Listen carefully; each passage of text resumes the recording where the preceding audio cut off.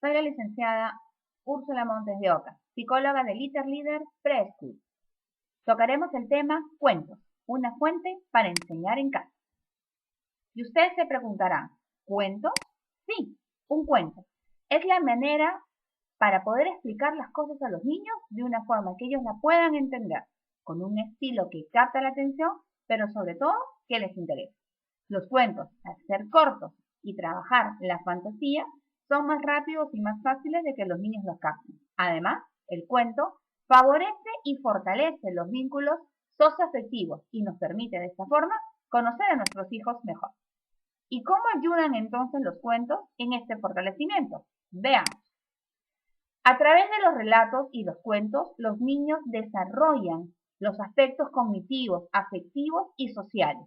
Les permite desarrollar su pensamiento, pero a la vez también van adquiriendo normas y conductas sociales, desarrollando de esta forma la empatía. También el cuento es una valiosa fuente para transmitir valores. Los cuentos siempre tienen un mensaje, o como le llamamos, una moraleja, que permite explicar conceptos que son muy complicados de forma sencilla, utilizando para ella los mundos fantásticos y estos personajes mágicos a los que le ocurren cosas de la vida cotidiana, cosas que a los niños también les ocurren. Otra forma que tiene el cuento es el desarrollo del autoconcepto y la autoestima. ¿Cómo así? Los niños se van identificando con los personajes, llegando a darse cuenta y a conocerse a través de los cuentos, sin sentirse culpables y tampoco juzgados. A esto se le llama la técnica del espejo, que es ver a través del otro lo que a mí me está sucediendo o cómo yo me estoy sintiendo. Otra forma es que el cuento es fundamental para ayudar a los niños a desarrollar la empatía, sobre todo en estas edades, en las que todavía está en proceso de construcción. Los niños siempre viven en la piel de los personajes del cuento. Pueden saber qué sienten, cómo están estos personajes, identificándose con ellos. De esta forma, los niños también comienzan a darse cuenta que lo que les ocurre a estos personajes de mundos imaginarios también les ocurre a ellos. Y cuando comienzan a descubrir esto, comienzan en algún momento a decir, a este personaje también le pasaba lo mismo que a mí. Y ahí estamos contribuyendo en la construcción de su identidad. Los cuentos desarrollan la imaginación y la creatividad. Los cuentos permiten que los niños creen estas historias en su mente. Cuando vamos leyéndole los cuentos, los niños van imaginando en la mente estos mundos fantásticos. Ellos ya viven normalmente en un ambiente lúdico, pero el cuento le permite imaginar, dejar volar su mente. ¿Cómo contribuye a la creatividad? Cuando los niños pueden plasmar en un dibujo, en una canción, en una acción, hacen un gesto, lo que al personaje o personajes del cuento les está ocurriendo. También es importante porque es una fuente lúdica para construir los aprendizajes. Si la transmisión de conceptos se da en forma lúdica, esto impulsa y desarrolla el aprendizaje.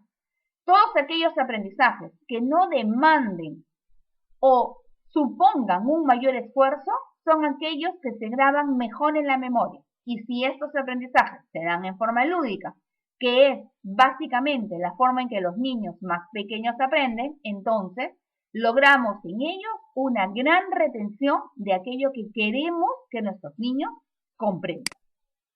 Y entonces, para concluir, vamos a dar algunos pequeños consejos. En primer lugar, crear la mayor cantidad de cuentos con ellos.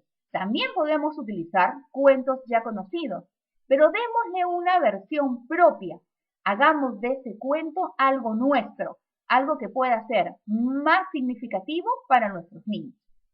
Cuando alguna situación se nos sea difícil o compleja de manejar o explicar a los niños, o si han cometido alguna acción inapropiada durante el día, podemos hacer que ellos comprendan que algo no está bien a través justamente de la creación de un cuento. Una de las formas de hacer que nuestros niños puedan entender las cosas es ponerle a los personajes las acciones que queremos que ellos cambien.